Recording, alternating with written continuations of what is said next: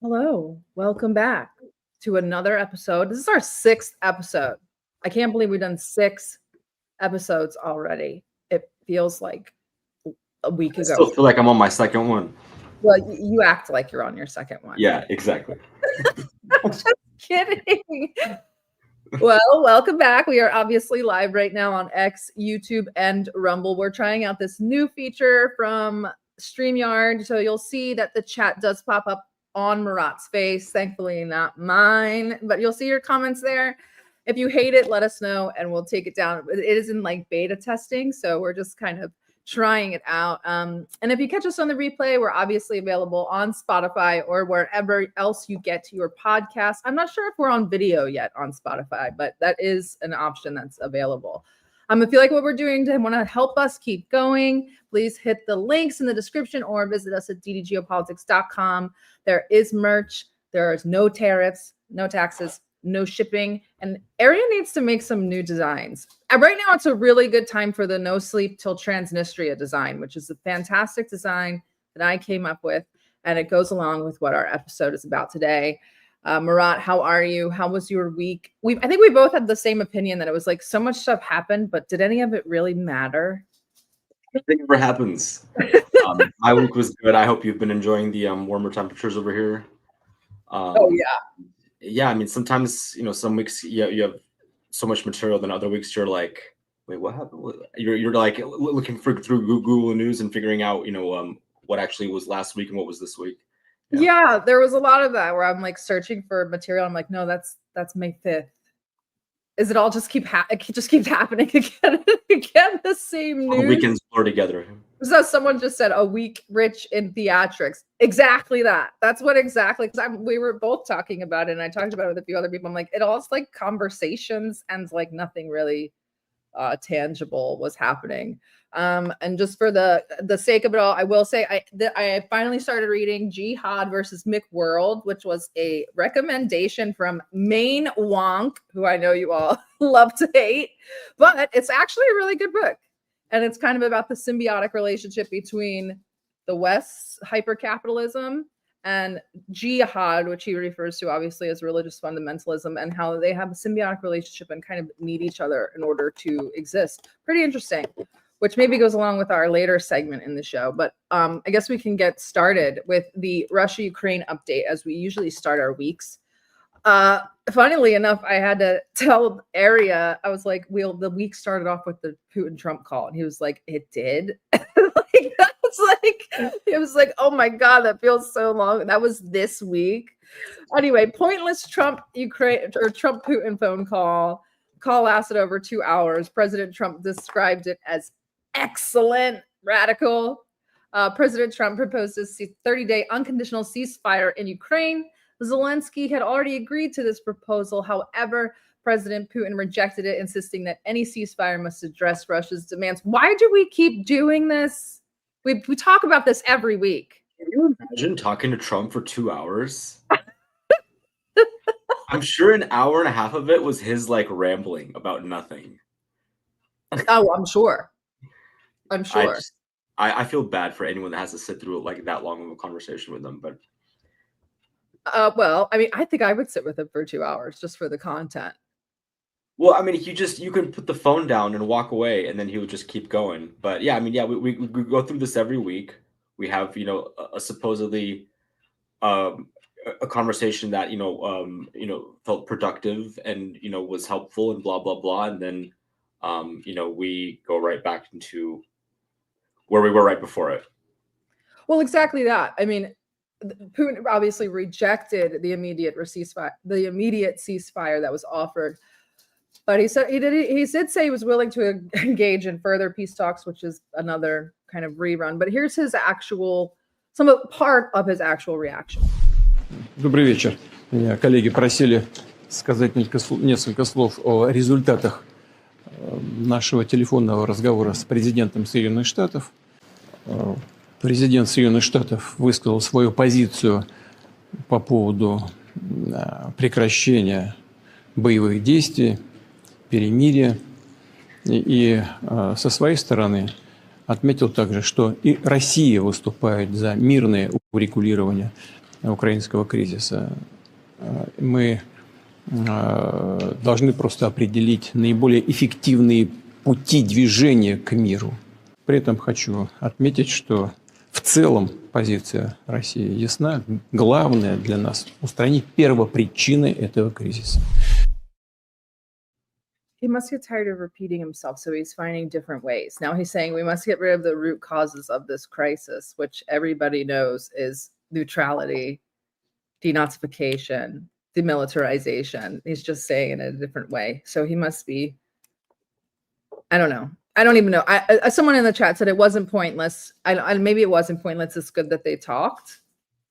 Well, actually, I feel like this is this is a Russian W, in my opinion, because Russia gets to be flexible in their diplomacy. They get to, have these conversations with the U.S. and kind of avoid sanctions and avoid looking bad, just in an optic sense by, sitting down and having these talks. At the same time, they are able to operate on the battlefield with almost with impunity. I mean, they're able to operate and show their strength, and that way they're able to return to the negotiating table from a position of strength. And that each time, whether it's just kind of just a show, just to kind of impose an ultimatum or to try to get more concessions, they're able to return to the negotiating table with a better position and with strength to have as leverage. But at the same time, when we read the story in the news and kind of just follow it as it's going, Russia's coming to the negotiating table each time. So Russia is open to talks, but they're doing so each time from a position of strength. So overall, this is very strong on Russia's part, and I do see the strategy. I just don't think they're ready to pull the plug on it yet. I think they're writing it out, and I agree. how it's going right now. I don't think that we read it on. I don't know if it was our stream or our Thursday stream, but we read out a short essay by Lydia, who actually one of our admin who's in Russia, and her opinion was basically like that Putin and the Russians were using the Americans to make them basically to make themselves look better, and that now that's really showing that they've gained a lot of leverage, a lot of assets just by participating in negotiations with the idiotic Americans. You just see where the Americans are. I mean, at this point, we're spectators, where we kind of observe from the sidelines, but we don't have any sort of sway in this, really, as it stands right now. Well, there were reactions across the board. Obviously, Zelensky. Oh, excuse me. Obviously, Zelensky said. Had a really bad reaction to it. He said, "It's our land. We won't withdraw our troops from our territory. It means that they don't want peace if they demand what they know we won't agree to." He took to Twitter to say, "This is a defining moment. The world can now see whether its leaders are truly capable of securing a ceasefire and achieving real lasting peace. At the beginning of our bilateral conversation, I reaffirmed to President Trump that Ukraine is ready for a full and unconditional ceasefire, as was spoken about, particularly the United States. It is important to not dilute this proposal. If the Russians are not ready to stop the killings, there must be stronger sanctions. Pressure on Russia will push it toward real peace." So Zelensky wants more sanctions. And then, of course, the EU chimed in, and they're upset because they feel that Trump kind of took additional sanctions off the table. And that the USA was stepping back from its mediating role. Aria's favorite, Kaya Kallas, said, I'm reading this out because I just love it. She said she had been through the 5 stages of grief over the transatlantic relationship and had reached the stage of acceptance. And this is a direct quote. "The issue of trust is like a vase. You broke the vase, you can glue it back together, but it is not the same vase." What a girl thing to say. This what is it? A Theseus ship from philosophy? It's the same concept. It's like, is it the same shift if you change it? She's so melodramatic, and Macron's upset as well. The UK and Europe announced their own major package of sanctions. And obviously we saw Putin's reaction, and he also called Trump very pragmatic. In the White House readout in the leaked summary, Trump did not commit to recognizing new territorial losses and to recognizing new Russian borders. He emphasized the need for lasting ceasefire. He urged Putin to scale down the escalation in the Kharkiv region and reportedly to improve the optics ahead of the next round of talks. So he wants Putin to calm down. And then he kind of, after the talk, had this to say, which was, I want your opinion on. You know, we had ours stolen. We are the designer of it. We had it stolen during the Obama administration. They stole it. You know who stole it? The Russians stole it. Something bad happened. But we're the designer of it, and we're now building them, and lots of them. So, I mean, in a way, it's kind of sad, but this is what Trump is reduced to, is that we're like, because he's not able to show any strength, like in real world terms, like today, he does these like theater kid like references in passing during speeches or something. Like, so he'll just like make these overtures to like, oh yeah, Russia bad. They like did this bad thing 15 years ago. And meanwhile, like there's a whole conflict going on like right in front of you, and you know, nothing. So yeah, I mean, it's just sad. I mean, yeah, he's talking about something from the Obama era that was stolen, and I mean, it's just chatter, right? Like it doesn't mean anything. It's actually some commencement speech. I do fear, though, you know, obviously we're both pretty rational. I do fear, though, that a lot of MAGA base really does take what he says at face value and takes it as, I don't want to say gospel, but for lack of a better term. So I don't know.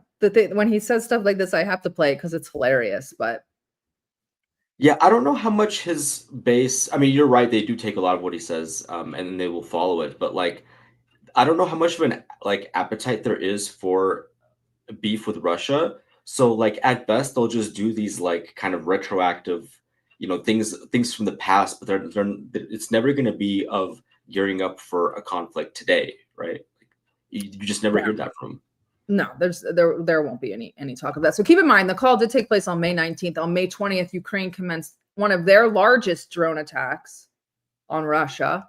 Russia reported that it shot down over 600 drones. So imagine how many were launched if they shot 600 down. So that attack lasted from May 20th to the 22nd, and then kind of petered out with some additional smaller attacks. So Russia started, on May 23rd, there was a 1K prisoner swap. Russia, which this is an interesting one, and it's funny because as soon as that was agreed upon, areas said, well, Russia's going to get all its POWs back, and Ukraine's only going to get like a percentage of theirs. And that's exactly what happened. Russia got almost all of their POWs back, and fighters returning home from the Kursk and Kharkiv fronts. And then Ukraine received only 10% of its total POWs. And there's rumors swirling around that Ukraine was lacking POWs to even trade, that they had to go round up political prisoners from other oblasts.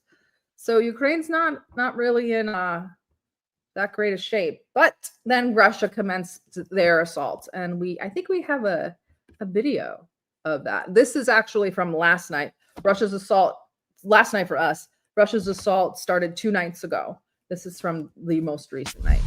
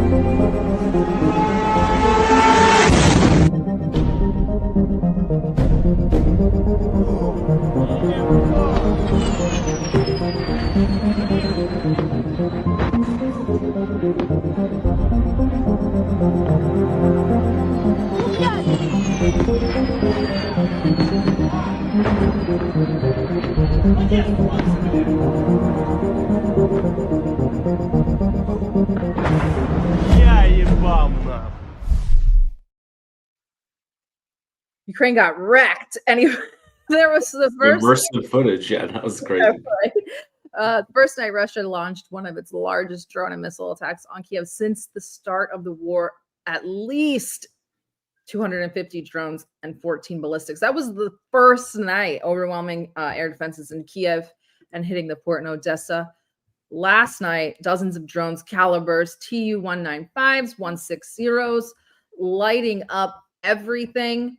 This morning, the Russians were obviously on a victory lap with Medvedev posting this.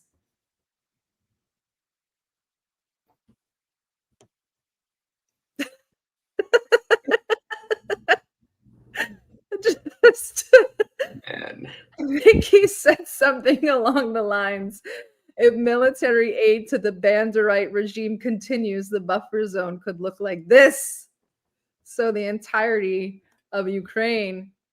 And then we also have Russia commencing another attack tonight. What do you think is happening? What does this mean for peace talks? And what message is this sending to Trump? well, mainly, I think this is testing Trump's resolve. That's what they've been doing all this time, really, is checking his temperature. And I mean, I think they're just trying to see what he says or what he does. As I mentioned, they have the strength at their, at their disposal.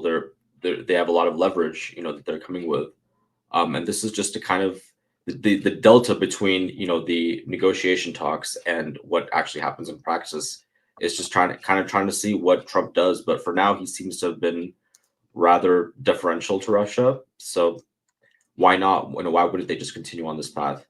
But yeah, I mean, they obviously feel a lot of strength right now, as you can see from Medvedev's posts there. And so right now they're just trying to squeeze out, whatever they can from Ukrainian leadership or Zelensky. I also think it's a testament to the Russians that obviously you saw the numbers counting is that one target was hit 20 times. I believe civilian casualties were under a dozen, which is remarkable and thankful, grateful for that. As the one footage you could see, they were shooting from inside of the shelters, and I know that they utilized Kiev Metro. But I do want to point out that I really, correct me if I'm wrong, I think it was 11 civilians, and every civilian life is a tragedy. But I think it speaks volumes about the Russians that in one of the largest assaults on the capital, that less than a dozen Ukrainians lost their lives, while I think we lost over 500 in the last 3 days in Gaza alone. So I think that's important to point out. Maybe I'm moral fagging, as people like to say, but I don't know. I think it. And speaking of Israel, oh well, really quickly, we'll show you what's going on with Russia right now. Another drone strike incoming into Ukraine. We'll obviously keep you guys posted on the Telegram is the best place to find out about up-to-date strike news. And then I'll post the most important stuff on Twitter. But segueing into Israel, we have the very interesting week for sort of Israeli-US relations.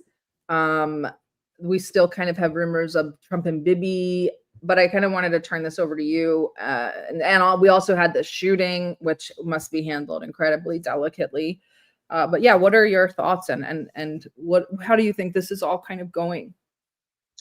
Yeah, real quick on last point I was going to add on, in regards to Russia and the civilians. I always do make this point, there is something to be said about when you're at war with someone who's of the same sort of civilizational culture as you, versus when you're facing off against someone of a different faith, and you see just a different level of atrocities and a different level of care for civilians, right?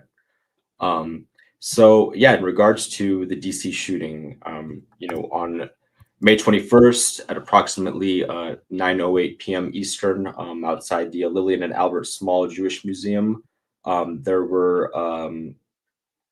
there was a shooting. There was two casualties, and the suspect approached a group of 4 people exiting the museum, produced a handgun, and opened fire, striking 2 victims. The suspect had fired 21 times, shooting the victims in the back and continuing to fire at one victim as she attempted to crawl away. We learned that there was a free Palestine, while a chant that the perpetrator had made right immediately following the shooting. The victims were Yaron Lashinsky, age 30, a research assistant in Israeli Embassy's political department. Lashinsky was an advocate for the Abraham Accords and for interfaith dialogue. Interesting. And Sarah Lynn Milgram, age 26, organized missions and visits to Israel for the Israeli Embassy. She was a devoted volunteer for Tech to Peace, an organization providing entrepreneurial training and conflict dialogue for young Israelis and Palestinians. The 2 victims were actually a couple, as we learned, and they were reportedly about to become engaged. Both, were young professionals in the prime of their lives, and dedicated to diplomacy. Their deaths were mourned by the Israeli embassy, which had called them friends and colleagues. The perpetrator, we had learned, was Elias Rodriguez, age 31, from Chicago, Illinois. He was in DC for a work conference. He had no prior contact with the DC police, and there was a manifesto that was, an alleged manifesto was found later, attributed to Rodriguez, and it called for, don't read the manifesto. Hassan got banned from Twitch for reading the manifesto. Yeah, there's a whole lot of interesting things going on with as you mentioned, Hassan gets banned. I'll pause right there for what we're wanting to ban Hassan. I don't want to get off on that tangent, but they've been wanting to ban Hassan for a very long time. So he's banned for misuse of terrorist material, something along those lines. I know it said terrorist material in there, but interesting. So he's a big proponent of the Abraham Accords. I did not know that Elias was there for a work conference. That's more suspicious. I thought he drove just from Chicago to Washington, D.C. to commit this act. I didn't realize that he was in D.C. for a work conference, and his work conference just happens to be during this gala at the Jewish Museum. Sure. And the as for the Abraham Accords connection, that one is interesting as well, right? I'm not sure he had staked out these victims for that long. I think he was just trying to get whoever he could, but that connection interesting as well. The major thing that day was the responses, right? We saw a lot of strong responses from Israel and of course Jewish leaders in Washington, and of course our own administration, and we kind of saw the expected reactions, right? So we saw Donald Trump express condolences on Truth Social, saying these horrible DC killings based obviously on anti-Semitism must end now. Hatred and radicalism have no place in the USA. We spoke with the Israeli ambassador, Yako, later, and reiterated commitment to combating anti-Semitism. White House Press Secretary Caroline Leavitt called the victims a beautiful young couple and emphasized prosecuting the suspect to the fullest extent. We saw Attorney General Pam Bondi vowed to prosecute Rodriguez to the fullest extent of the law. The Director Kash Patel of the FBI labeled the attack targeted anti-Semitic violence and an act of terror. We saw DC Mayor Muriel Bowser reassured the community that there was no active threat and emphasized unity, stating that we will not tolerate anti-Semitism. So a lot of the same sort of buzzwords being used, right? And so we saw strong reactions that were kind of meant to kind of echo this, we're going to be stringent on anti-Semitism and, kind of nip this in the bud. And that was the theme of a lot of the reactions that day was, what's going to be the aftermath of this? Like, where do we go from how we can speak on Israel, how we can speak on the conflict, and how stringently that's looked at as being tied to anti-Semitic violence versus anti-Zionist criticism, et cetera, et cetera. Well, I think we'd be remiss if we at least didn't admit that, obviously, I don't know whether it's being boosted or whether it's just more popular, that anti-Semitism is on the rise quite a bit, as well as other types of racism. I don't want to whataboutism, but yeah, anti-Semitism is definitely on the rise. But I thought that this kind of ticked too many boxes. It ticked the Dr. Nick Rivera mentioned his last name, Rodriguez. So we're in a huge anti sort of Latin American deportations are the vibe right now, or whatever. The two that did that were tragically murdered, which they were murdered, weren't Jewish. They're Christians. Yeah, messianic, right? Yeah, or like converts, or right. And so Messianic Jews are considered by Jews to be Christians because they obviously believe in Jesus Christ. This, I feel like we're gonna get banned. I don't even know what you can and can't say anymore. I'm like bugging out. So, and then the guy was a German who grew up in Israel. She is from Kansas, who has gone to Israel, grew up in a Jewish community. So maybe she's Jewish. And I don't know. And and there's 4 people he approaches. He only shoots 2, but he shoots 21 times. And he stood around, like he was waiting to get caught. He certainly made no effort to escape or anything like that. It does. I'm glad you pointed out the backstory. It also does get at this question of like racial Judaism versus spiritual Judaism, and how big a factor that is, or who actually cares about that. I did find that factor, in this crime to be interesting, in that these were sort of atypical choices, right? Yeah. Yeah. And especially since like nothing about them, unless that I could tell that was mentioned, denoted their Jewishness. You know what I mean?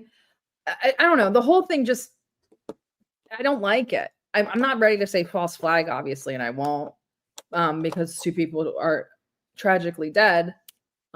But it just feels weird, especially the walking in afterwards, not making an effort to flee the scene. And if you read his manifesto, which I did multiple times, he's incredibly brilliant. If he wrote that, he's a brilliant person. And his outrage is rightfully placed on the American government, which I also thought was kind of interesting. He wasn't anti-Semitic in his tone on his manifesto at all. No, not one mention of Jews. Yeah, and so kind of going off his manifesto, we looking into him, people immediately find that he has this history with the Party of Socialism and Liberation, and that night, for any of us that were unfamiliar with the PSL, we learned about kind of they've been making a splash in these last few years, especially since the 2020 George Floyd protests. So they've been, a big name on the left as sort of this organizing entity, and we find out that he's affiliated with them, and they did release a statement afterwards saying that he is not like that deeply affiliated with them. He just had this quote in a magazine or a newspaper article, but yeah, I mean that was also certainly an added element. In addition to him being Hispanic, he's also has these communist ties. Yep, from Chicago, which is known as like the second hotbed after Portland of sort of protest and communist activity. Yeah, exactly. And yeah, I mean this all, as you said, it checks a lot of boxes, and it was all very convenient as for the perpetrator and all the various spheres that he's involved with. Of course, we saw the reactions from Israel, from Prime Minister Benjamin Netanyahu, who expressed shock at the horrific anti-Semitic murder and linked it to the October 7th Hamas attack, ordered increased security at Israeli embassies worldwide. Foreign Minister Gideon Saar named the victims and accused European leaders of blood libels contributing to the attack. Ambassador to the UN, Danny Danon, called the shooting a depraved act of anti-Semitic terrorism and an attack on Israel, the Jewish community, and the US. So a lot of strong statements there that tie this as an attack not just on the museum, but the embassies and world Jewry and Israel and the U.S. and Western civilization and what have you, right? Well, that's another thing. And Rookie's in the comments bringing up all kinds of crap. That's another thing. Why would he go to the museum during a very specific off-schedule gala when he could find Jews anywhere? You could go to a synagogue. You could go to an embassy. You could go, I'm not trying to give anybody ideas, Jesus, but like, how would he know? Like, sure. And also people keep asking for videos of the deceased couple. I don't think I want to see videos of the deceased couple, but DC is one of the most heavily monitored cities in the world. I think it's the second most heavily monitored city after London. So where's the footage from the exterior of the museum? There's surveillance on the exterior of that building. He walks in, yells "Free Palestine." I think he says it twice or three times, and clearly identifying himself as the shooter. Him walking in there is bizarre in and of itself and not fleeing the scene, but I guess he wanted to make a statement. And then they handle him with kid gloves, and they're kind of like, do you think they just had no idea what happened? They didn't hear the gunshots? I mean, 21 gunshots, and apparently they said Sarah was crawling along the sidewalk. Surely they had some idea what had happened. I think that he probably wasn't resisting, and so they just did it as they could. But I think there'll be more details coming out in these days. As you said here, it's a very heavily monitored city. I think we'll learn more about how he came to, selecting these two victims, or just selecting this particular moment as to be the time to strike. But yeah, a lot of question marks here for sure.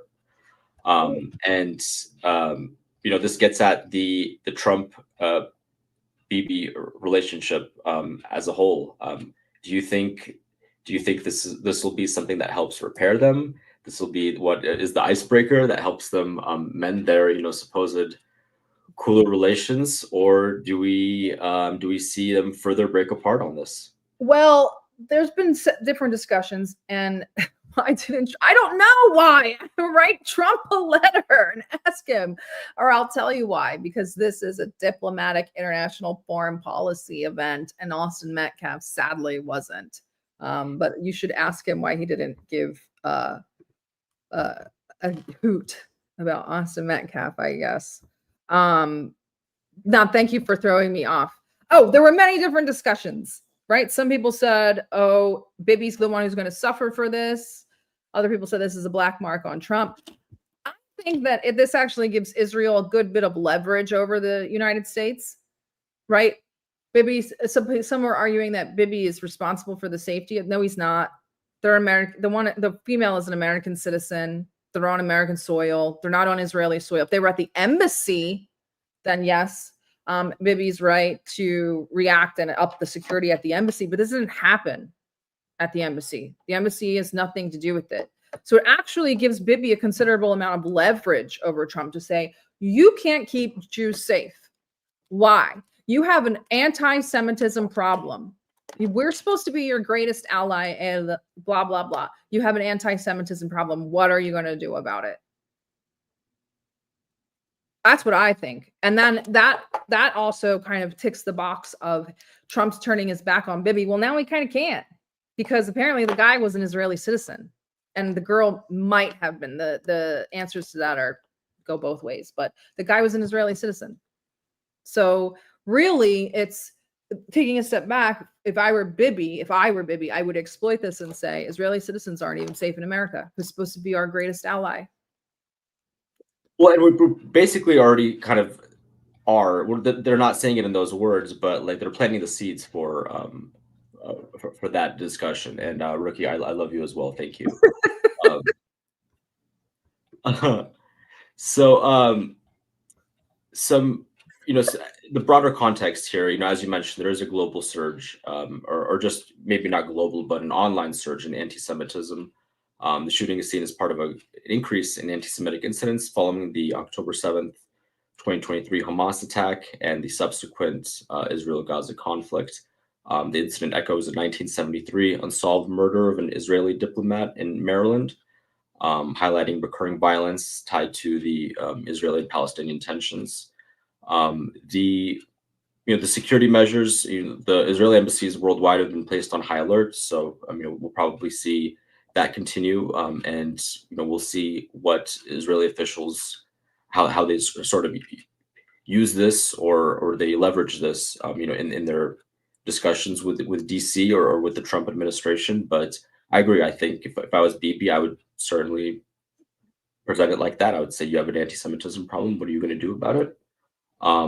But yeah, as for the establishment narrative, when it's presented, it emphasizes the shootings, anti-Semitic and terrorist nature.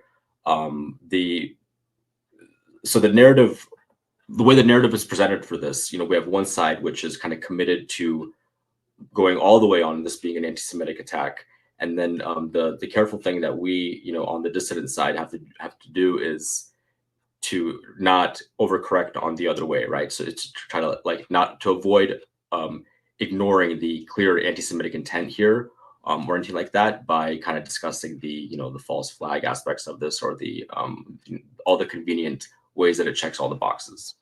Because whenever this happens, it does get frustrating for the way it's covered, where we kind of see what one side is going to do, and so we'll try to overcorrect by going all the way on the other side. And so then you have two competing narratives, which are probably too extreme on each side from the truth. Right. And it also comes out bit by bit, and you kind of memory hole like the last group of details. So you're not really looking at them in like a cumulative or a holistic way. So now that I'm looking at it all and we're sitting down and actually discussing it, we're not getting screamed at in a space. It's really interesting that they're both heavily involved in the peace process. These were just peaceful, good people, pious people. There's just too much. It's too perfect. It's so perfect for all the stories. They were about to get married. They were a couple. I remember that the story first came out when they first were shot, was that he had the ring in his pocket. It's just so much. I don't even know what's real and what's not. And he was a supporter of the Abraham Accords, of course. Yeah, why would who even identifies themselves as that? I'm a huge proponent of the Abraham Accords in their political career. Strange. I wonder if he has ties to Kushner. Could be. For that. But yeah, that was the news from the DC shooting. What else happened this week? Trump sits down with the Israel continued its atrocious assault on Gaza. Operation Gideon's Chariots is continuing. Bibi did come out and say he wants all of Gaza. He let Trump know that. There was an article. I don't know if I still have. Israel plans to take all of Gaza. He said that minimal aid will go to Gaza to preserve U.S. support. So Bibi said he will do the bare minimum required to keep the United States on his side, excuse me.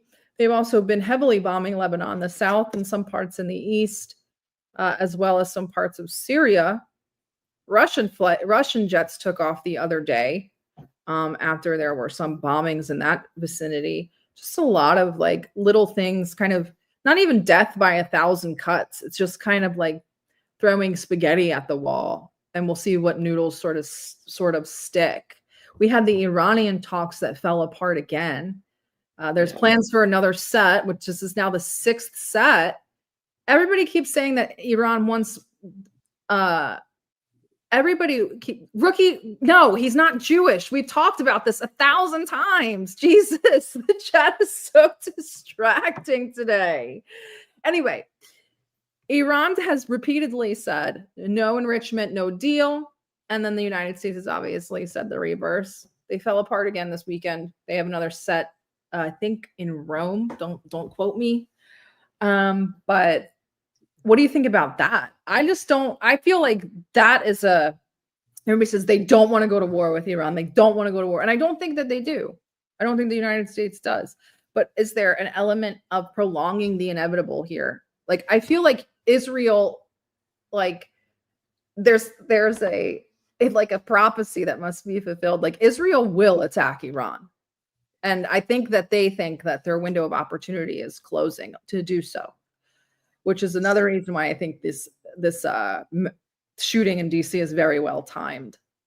It's so hard to figure out like what's actually happening because like as you're trying to follow the like is Trump and Bibi actually like beefing news and following that and seeing if you actually believe it, and then you follow the Iran stuff because I mean obviously Israel wants to make sure that they're trying to put pressure on Trump to keep that issue going, right, with Iran.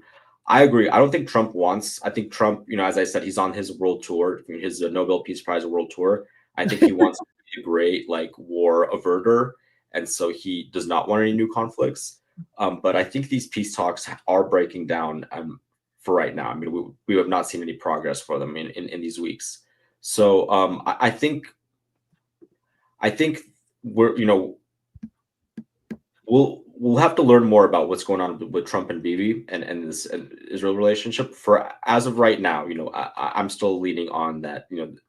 U.S. and Israel are going to stay the course together, and so for right now, I don't think there's going to be any talks of Iranian peace deal. The last thing I was going to mention for this week was Trump and the South African president. Do you have anything on that? Well, here's the thing. We got into this is such a hot button issue. This is part of like Trump's sort of strategy is to kind of amplify these things that aren't really problems and then present himself as the solver, and then he gets a huge dub from the MAGA crowd, right?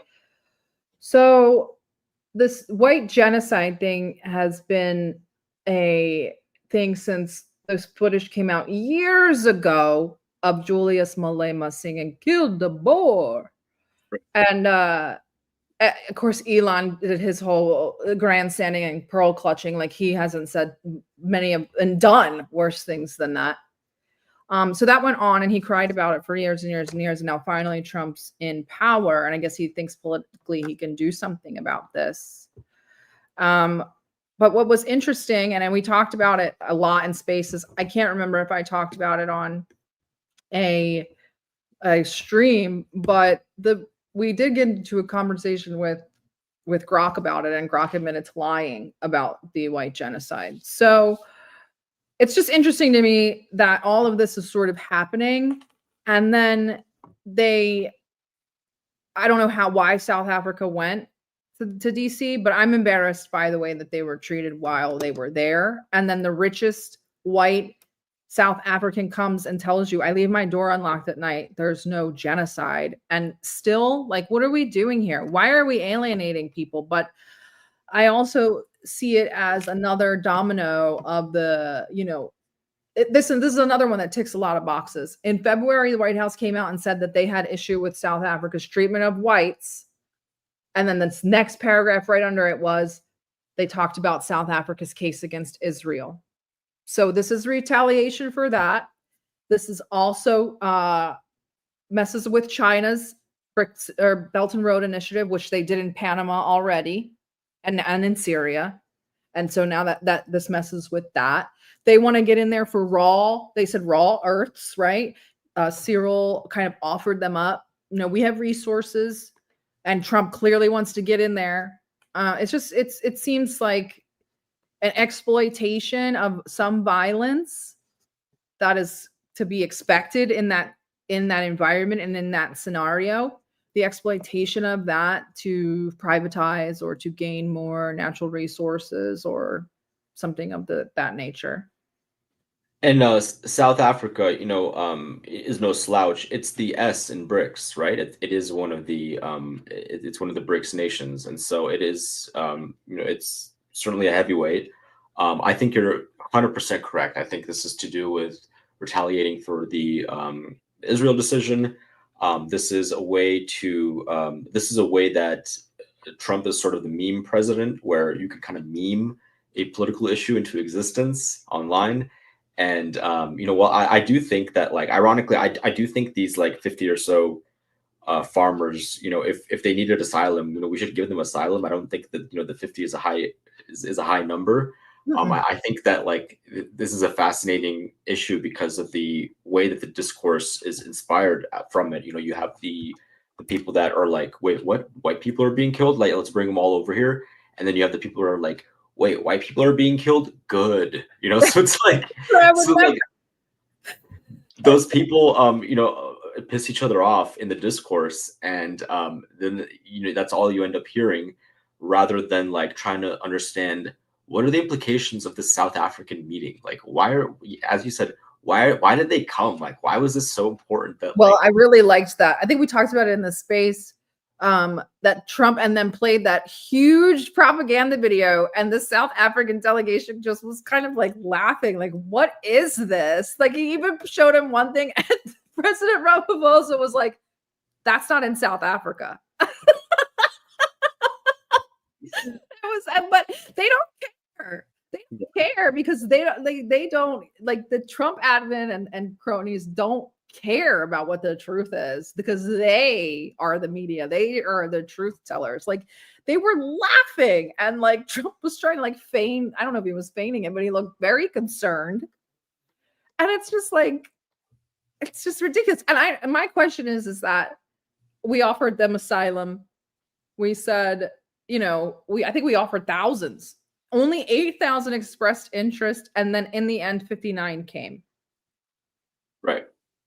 So yeah, I think it's, as you said, it's an issue that, I think you said it perfectly. It's an issue. It's not really an issue, but you present yourself as the person who fixed it, and you get the win. They need dubs really badly. They really need wins. Like, these crazy little, like, you see the posts every once in a while. They'll be like, I voted for this, and it's just like Trump insulting somebody. I'm like, what exactly. What is he doing? Like, he's not doing anything. Or like the 90 deals in 90 days. We haven't gotten any. Yeah. Like, we're gonna stretch the definition of what a deal is to like make that like just work and retroactively. It's crazy to me. I feel like, I don't know. I really don't. I don't get it. Like, they get these teeny tiny little wins, and it's like, I mean, and then that night Trump hosts a crypto dinner, and with $1 million a plate. It's bonkers to me what's going on. I mean, I wrote the 2 articles this week. Please, guys, go check them out. I wrote one about, what were they even about? The Golden Dome and the privatization of the aid in Gaza.